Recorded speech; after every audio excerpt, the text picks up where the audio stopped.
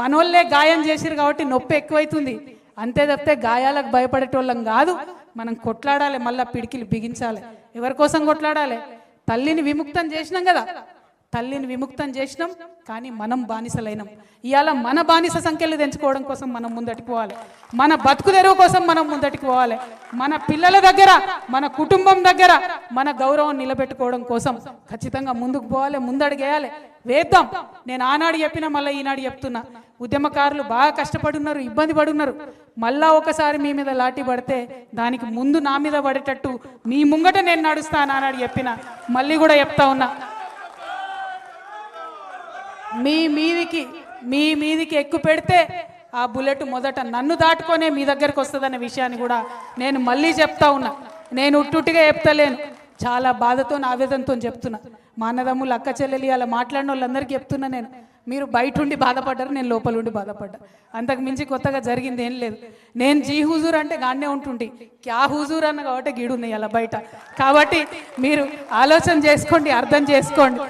పెద్దగా విప్పి చెప్పాల్సిన అవసరం లేదు, ఇంటి గుట్టు బయట పెట్టుకోవాల్సిన అవసరం లేదు. ఉద్యమంలో కలిసి పనిచేసినాం, ఉద్యమం కోసం పనిచేసినాం, రేపు కూడా రాష్ట్రం కోసమే పనిచేయాలి.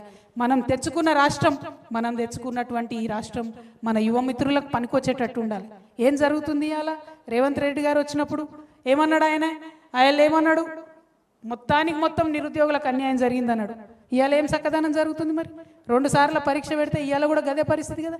ఇవాళ కూడా నిరుద్యోగులు పోయి కోర్టు చుట్టూ తిరుగుతున్నటువంటి పరిస్థితి కదా. మరి ఆనాడు న్యాయం జరగలేదు, ఈనాడు న్యాయం జరగలేదు. చేసింది ఏందిరా నాయన అంటే తెలంగాణ తల్లి చేతులకి వెళ్ళి బతుకమ్మని తీసేసిండు, రంగు మార్చిండు, సెక్రటేరియట్లో పెట్టిండు. ఆమె ఏం తల్లో ఎవరికైతే అర్థమైతలేదు. మరి అద్దప్పుతో ఆయన చేసింది ఏమీ లేదు.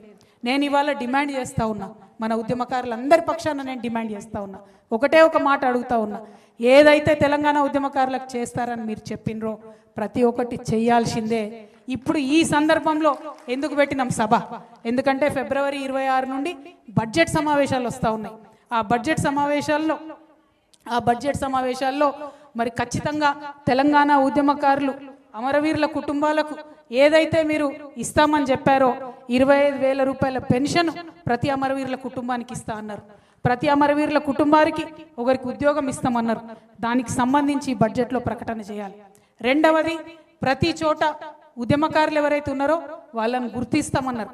ఆ ప్రక్రియ ప్రారంభిస్తున్నట్టుగా బడ్జెట్ సమావేశాల్లో ప్రకటించాలి. ఉద్యమకారులందరికీ కూడా మరి 250 గజాల జాగా ఇస్తామని చెప్పిండ్రు. ఆ ప్రక్రియ ప్రారంభిస్తున్నట్టుగా బడ్జెట్లో ప్రకటించాలి, అసెంబ్లీలో ప్రకటన చేయాలి. ఉట్టికి కాదు, ఉద్యమకారులకు ఏదైతే సంక్షేమ బోర్డు పెడతామన్నారో ఆ సంక్షేమ బోర్డు ప్రకటన చేయాలి. చేయకుంటే ఊరుకునేదే లేదు. నేను హెచ్చరిక చేస్తూ ఉన్నా, రేవంత్ రెడ్డికి కాదు, కోదండరామ్ సార్కి నేను హెచ్చరిక చేస్తూ ఉన్నా. ఎందుకంటే రేవంత్ రెడ్డిని ఉద్యమకారులు నమ్మిందే మీ వల్ల. మీరు పోయి ఆయన పక్కన ఏరితే ఈ తెలంగాణ ఉద్యమ ద్రోహి, తెలంగాణ ఉద్యమ వ్యతిరేకి ఈయన పక్కకు కోదండరామ్ సార్ పోయిండు, మరేమో ఈయన చేసి పాడేతాడేమో ఉద్యమకారులకు అని చెప్పి ఉద్యమకారులందరూ నమ్మిండ్రు. కానీ 2.5 ఏళ్లుగా కోదండరామ్ సార్ ఎక్కడ మాట్లాడతలేరు. ఎందుకు మాట్లాడతలేరు? అసెంబ్లీలో మాట్లాడండి, చర్చించండి, నిలదీయండి. కాంట్రాక్టర్లకు తట్టెడు మట్టెత్తకుండానే 5,000 కోట్ల రూపాయలు రేవంత్ రెడ్డి ఇచ్చుకుంటున్నాడు కదా. మరి మీరెందుకు కోదండరామ్ సార్ మాట్లాడతలేరని నేను మిమ్మల్ని ప్రశ్నిస్తా ఉన్నా. నేను అడుగుతా ఉన్న ఆకునూరి మురళి గారిని, మీరు ఒక ఐఏఎస్, మీరు ఒక మేధావి, ఏమన్నారు? మీరు విద్యలో మార్పు తేవాలి, కేసీఆర్ చేస్తలేడు, నేను దగ్గరుండి చేపిస్తానన్నారు. అందుకనే కదా నమ్మింది ఉద్యమకారులు మిమ్మల్ని. ఆకునూరి మురళి గారు, కోదండరామ్ సార్ మీరు పోయి రేవంత్ రెడ్డి పక్కన చేరితేనే కదా ఉద్యమకారులు నమ్మింది. మరి ఎందుకు ఇవాళ మీరు సైలెంట్ ఉంటున్నారు? ఏమిచ్చింది మీ విద్యా కమిషన్? ఇచ్చిన రిపోర్ట్ ఒకటన్నా ఫాలో అయిందా కాంగ్రెస్ ప్రభుత్వం? ఏమన్నా మేలు జరిగిందా? ఏం జరుగుతుంది ఇవాళ? గురుకులాలలో పిల్లలు చచ్చిపోతా ఉంటే ఏం చేస్తుంది మీ విద్యా కమిషన్? ఎందుకని ఆకునూరు మురళి గారు మాట్లాడతలేరు? ఈ ప్రశ్న ఇవాళ ఖచ్చితంగా ఉద్యమకారులు అడుగుతారు. వారి పక్షాన తెలంగాణ జాగృతి ఇవాళ మిమ్మల్ని ప్రశ్నిస్తుంది. ఇవి రెండే కాదు, మరి అనేకమైనటువంటి అంశాలు ఉన్నాయి.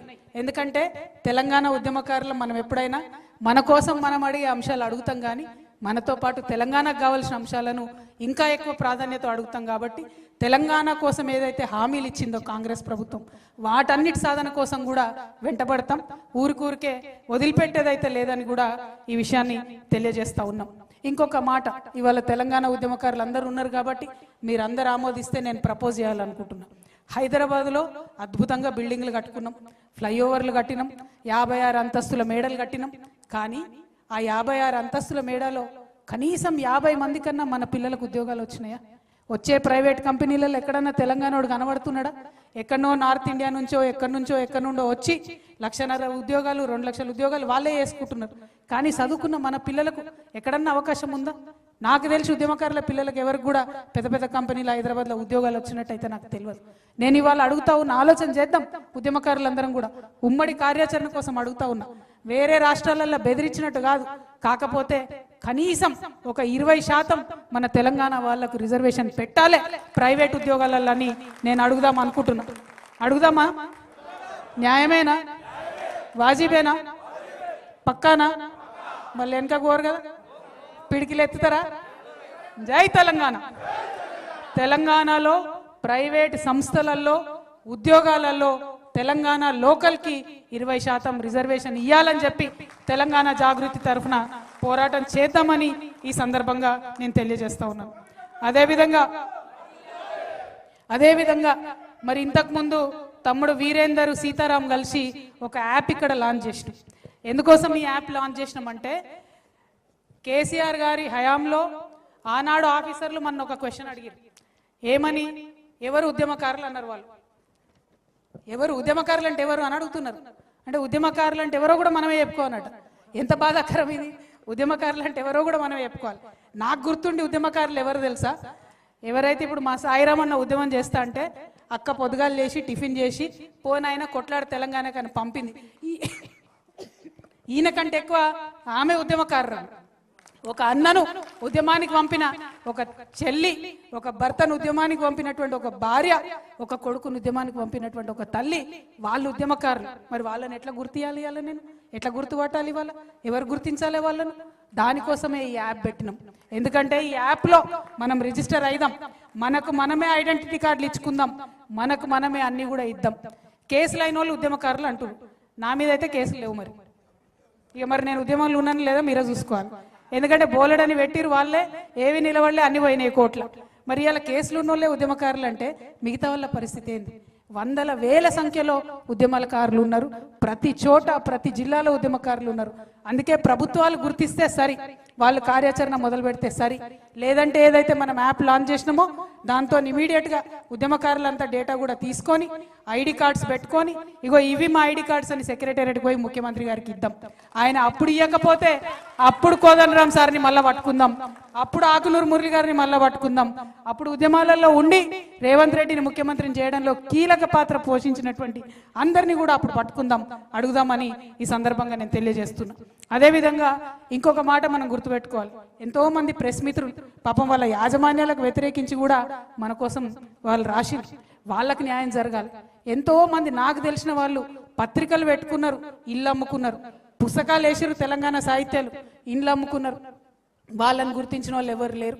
ఆ రచయితలు, ఆ కళాకారులు, ఆ పుస్తకాలు వేసిన వాళ్ళు, వాళ్ళకు గౌరవం దక్కాలి. ఏదో ఒకటి చేద్దాం మనందరం కలిసి. ఈ యాప్ పెట్టుకుందాం. ఈ యాప్లో ఉద్యమంలో ఎవరు ఎంత కాంట్రిబ్యూట్